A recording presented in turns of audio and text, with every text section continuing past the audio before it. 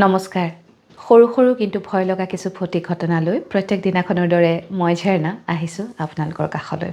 চাওঁতে নতুন বছৰৰ নতুন মাহৰ শেষৰটি সপ্তাহত উপনীত হ'লোহি। শেষৰটি নহয় নেকি? তাৰপিছত আৰু দুদিনমান থাকিব। আৰু আজি সোমবাৰৰ প্ৰথম ঘটনাটো আপোনালোকলৈ লৈ আহিছোঁ কামৰূপৰ দদৰাৰ পৰা কুলদীপে লিখি পঠিওৱা এক বৰ শিহৰণকাৰী অভিজ্ঞতা। এই অভিজ্ঞতা আপোনালোকৰ আগত বিপৰী কোৱাৰ আগতে অনুৰোধ কৰিছোঁ, যদিহে আপুনি মোৰ ইউটিউব চেনেলটো এতিয়াও ছাবস্ক্ৰাইব কৰা নাই, যদি বেয়া নাপায় ছাবস্ক্ৰাইব কৰি থ'ব।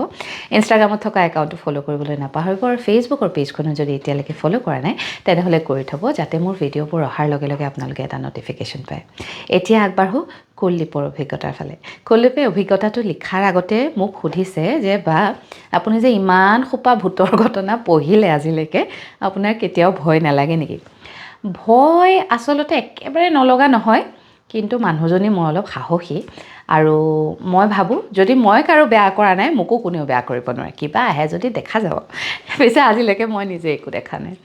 এতিয়া তেনেহ'লে আগবাঢ়োঁ কুলদীপৰ অভিজ্ঞতাটোৰ ফালে। এই ঘটনাটো ঘটিছিলে 2003 চনত। তেতিয়া তেওঁলোকৰ ঘৰটো বনাইহে আছিলে আৰু তেওঁলোকৰ ঘৰত ধুবুৰীৰ এজন মিস্ত্ৰীয়ে কাম কৰিছিলে। তাৰ নাম ৰকিব আৰু ৰকিবৰ মানে তেওঁৰ অৱয়ৱটো বিৰাট এজন সুঠাম ডেকা ল'ৰা, একদম মানে শকত আপত ওখ আৰু বিৰাট কষ্ট কৰিব পাৰে। ৰকিবে বৰ কম সময়তে তেওঁলোকৰ ঘৰৰ আধাখিনি অকলেই উঠাই দিয়াৰ নিচিনা, আৰু মিস্ত্ৰী আছিলে কিন্তু তেওঁৱে মেইন আছিলে। তাৰপিছত এমাহৰ কাৰণে ৰকিব ঘৰলৈ যাব, সেয়েহে কেইটকামান বেছিকৈ কুলদীপৰ দেউতাকৰ পৰা তেওঁ লৈ গ'ল।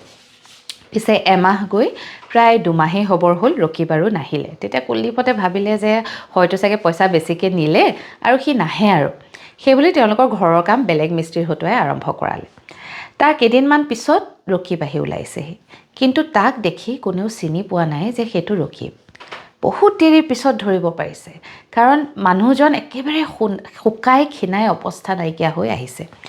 তেতিয়া কুলদীপতে সুধিলে যে কি হ'ল, বেমাৰ আজাৰ হ'ল নেকি, কিবা চাগে দুৰাৰোগ্য ৰোগে পালে। তাৰপিছত ৰকিবে তেওঁৰ ঘটনাটো কৈছে। তেওঁ কৈছে যে তেওঁ ঘৰলৈ যোৱাৰ পিছত তেওঁৰ এটা বিৰাট মানে চখ আছে, তেওঁ মাছ মাৰি বিৰাট ভাল পায় আৰু তেওঁলোকৰ ঘৰৰ একেবাৰে ওচৰত এখন বৰ ডাঙৰ দলনি আছে আৰু দলনিখনত তেওঁলোকে মাছ মাৰে। মাছ মাৰিবৰ যাবৰ কাৰণে বৰ মানে সোনকালেই তেওঁলোক যায়, পুৱতি নিশাতে যায় আৰু তাত মানে জাল পেলাই থয় আৰু তাতেই থাকে বহি বহুত দেৰিলৈকে, তাৰপিছত মাছ উঠাই আনে। ৰকিবৰ যিজন বন্ধু যাৰ লগত তেওঁ মাছ মাৰিবলৈ যায়, তেওঁ বিৰাট ভয় পাদুৰা বোলে। সেয়েহে সদায় ৰকিবে ৰাতি উঠি বন্ধুজনক লগ লয় আৰু তেওঁলোকে একেলগে মাছ মাৰিবলৈ যায়।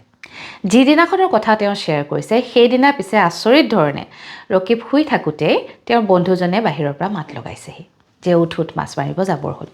ৰকিবে উঠি মুখ হাত ধুই ওলাই আহি কৈছে, আজি কি কথা, মানে তই যে মোক উঠালিহি। তেতিয়া লগৰজনে কৈছে, সদায় তই মোক ঠাট্টা কৰি থাক, ভয় পাদুৰা বুলি, সেয়েহে আজি সাহ কৰি মই আগতে আহিছোঁ।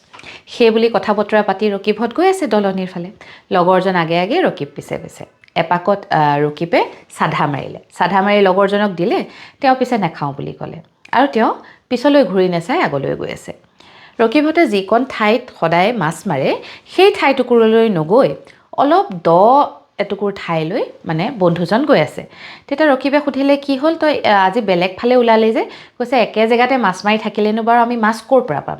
বেলেগ জেগালৈ গ'লেহে আমি বেছি মাছ পাম। ৰকিবে তেতিয়া ক'লে, হয়, কথাটো মিছাও নহয়, সেই বুলি লগৰজনক ফ'ল' কৰি গৈ আছে। লগৰজন দলনিত একদম জপংকৈ নামি গৈ আছে। ৰকিবো অলপ দূৰ গ'ল, কঁকাললৈকে নামাৰ পিছত ৰকিবে ক'লে, কি হ'ল, তই ইমান দলৈ কেলৈ আহিছ? তই বেলেগ কিবা নেকি? ৰকিবৰ মানে অলপ সন্দেহ হ'ল, কাৰণ মাতটো অলপ বেলেগ পাইছে আৰু তাৰ মানে ভাৱ ভংগীবোৰো অলপ বেলেগ। সেয়েহে যেতিয়া কঁকাললৈকে ৰকিব নামিলে, তাৰপিছত সি মানে স্বভাৱগতভাৱে লগৰজনক সুধিলে যে তই বেলেগ কিবা নেকি?